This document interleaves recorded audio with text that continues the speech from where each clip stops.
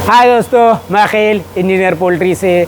आज का वीडियो थोड़ा लंबा होने वाला है। क्यों? इस वीडियो में हम आपको समझाएंगे कि एक मैनुअल इंक्यूबेटर क्या होता है, एक ऑटोमेटिक इंक्यूबेटर क्या होता है। काफ़ी डिटेल में बताएंगे हर एक सामान कैसे मिलता है, कितने में मिलता है, वो सब प्राइसिंग वगैरह भी बताएंगे। कौन सा बनाने में फ़ायदा है या कौन सा ख़रीदने में फ़ायदा है, ये भी हम आपको बताइए। तो जुड़िए रहिए एंड तक, आखिर तक वीडियो में। तो चलिए शुरू करते हैं। पहले दिखाते हैं मैनुअल इंक्यूबेटर।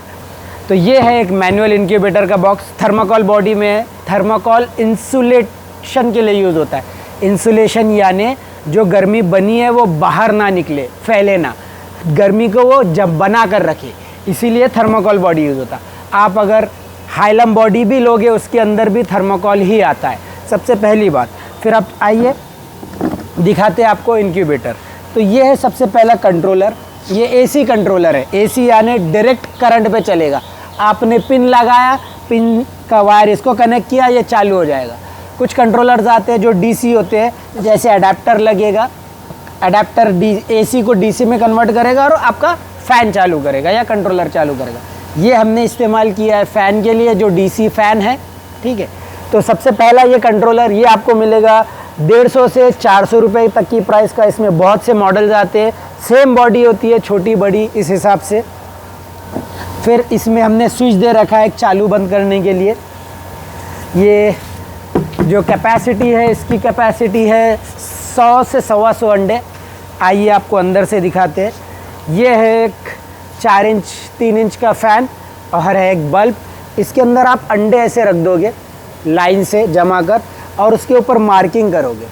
मार्किंग इसलिए करोगे क्योंकि आप जब रोटेट करोगे तो एक वक्त मार्किंग ऊपर आएगी, एक वक्त मार्किंग नीचे जाएगी, ठीक है।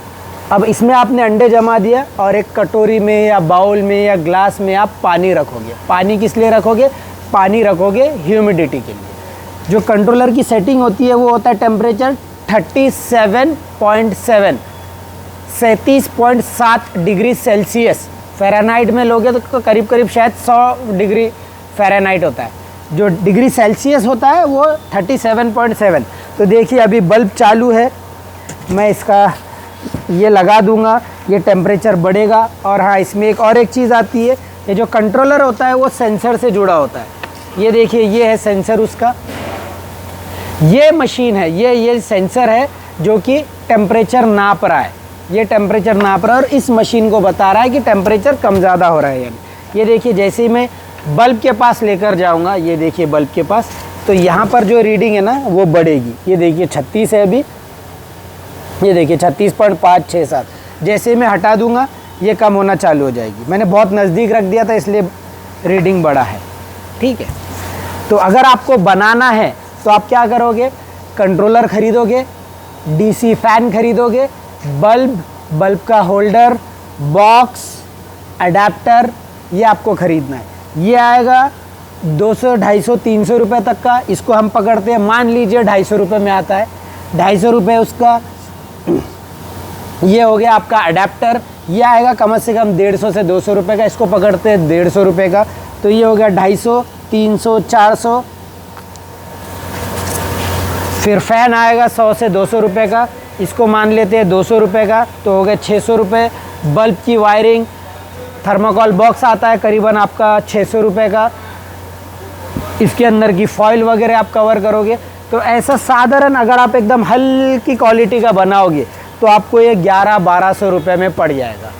इसमें हल्के वाले भी कंट्रोलर आते हैं जो 80 रुपये 100 रुपये के होते हैं, वो इस्तेमाल मत कीजिएगा। वो वाले कंट्रोलर बहुत हल्के होते हैं, 2 से 3 डिग्री टेम्परेचर का फ़र्क होता है, नुकसान होगा। तो कंट्रोलर ले रहे हो तो कम से कम 250 वाला लो। अगर 500, 700, 1000 वाला लोगे तो बहुत अच्छा रहेगा। बट फिर मैनुअल मत बनाना, फिर ऑटोमेटिक वाला ख़रीद लेना या ऑटोमेटिक वाला बनवा लेना अगर आपको समझ में आता है। तो ये रहा मैनुअल इंक्यूबेटर, जिसकी बनाने की लागत आती है हल्का। अगर आपने कंट्रोलर वगैरह लिया तो 1200-1500 रुपये में आएगा। अगर कंट्रोलर तगड़ा लिया, अच्छा लिया, तो यही कीमत आपकी पड़ जाएगी, कम से कम जाएगी वो 2700, 3000, 3200 रुपये में। आप अगर खुद बनाते हो तो। अगर ख़रीद रहे हो तो बनाने वाला उसका मेहनत लेगा, ट्रांसपोर्टेशन चार्ज लेगा, उस हिसाब से उसका प्राइस रहेगा, ठीक है। अब आते हैं ऑटोमेटिक इंक्यूबेटर पे।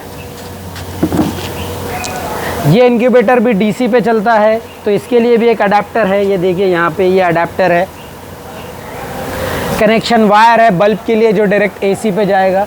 तो ये है कंट्रोलर, इसमें सेटिंग्स होती है। ये देखिए टेम्परेचर अभी 37.8 है, यानी जो अंडों के लिए चाहिए वो टेम्परेचर मेंटेन्ड है। ये है टाइमर सर्किट। ये टाइमर सर्किट यानी वो कि अंडा कितने टाइम बाद रोटेट होगा।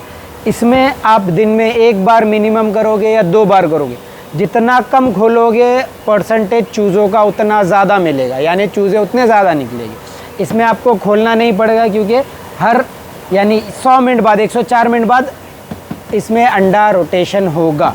तो आइए इसको अंदर से देखते हैं। इसमें किट है, इसमें टाइमर सर्किट है,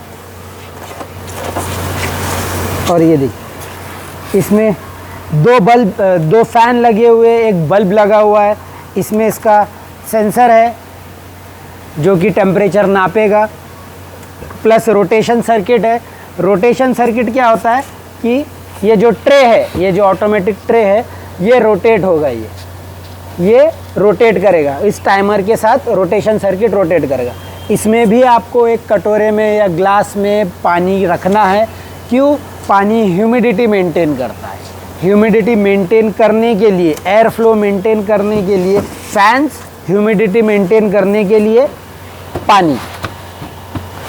और हाँ, इसको अंदर से ये देखिए एल्यूमिनियम फॉइल में पैक्ड होता है। अगर आप हमसे लोगे तो ऐसा एल्यूमिनियम फॉइल में पैक्ड आएगा, जिससे और भी ज़्यादा हीट इंसुलेट होगी, हीट जाएगी नहीं बाहर। तो ये रहे 2, एक ऑटोमेटिक इंक्यूबेटर और एक मैनुअल इंक्यूबेटर। अगर आप छोटा भी बना रहे हो और अगर आप एग्जॉटिक बर्ड, असील, फाइटर के लिए कर रहे हो तो मैं बोलूँगा आप ऑटोमेटिक इंक्यूबेटर ले। अगर आप देसी के लिए कर रहे हो तो मैं बोलूँगा सादा मैनुअल ले ले। वजह बताता हूँ, जो एग्जॉटिक बर्ड होती है उनका अंडा महंगा होता है, नुकसान ज़्यादा होगा। अगर परसेंटेज कम भी निकला तो भी नुकसान ज़्यादा होगा। इसमें नुकसान कम होगा, शुरुआत के लिए आप इस्तेमाल कर सकते हो। लोग ऐसे है कि छोटा 80 रुपये वाला कंट्रोलर में भी परसेंटेज निकल जाता है और किसका इसमें भी नहीं निकलता है। तो उसमें फ़र्क होता है अंडे की क्वालिटी, बाहर का टेम्परेचर, ह्यूमिडिटी, इलेक्ट्रिसिटी कितने बार आ रही है जा रही है, बहुत से फैक्टर्स होते हैं कंट्रोलर एक इंक्यूबेटर के लिए। तो ये थी जानकारी जो हमने आपको देने की कोशिश की। वीडियो कैसे लगा कमेंट करके ज़रूर बताइए। हाँ, अगर आप इंक्यूबेटर से रिलेटेड कोई भी सवाल हो कमेंट कीजिए, डिटेल में जवाब दिया जाएगा कमेंट में, या अलग से वीडियो बना दी जाएगी। वीडियो कैसे लगा कमेंट करके ज़रूर बताइए। चलिए मिलते हैं अगले वीडियो में।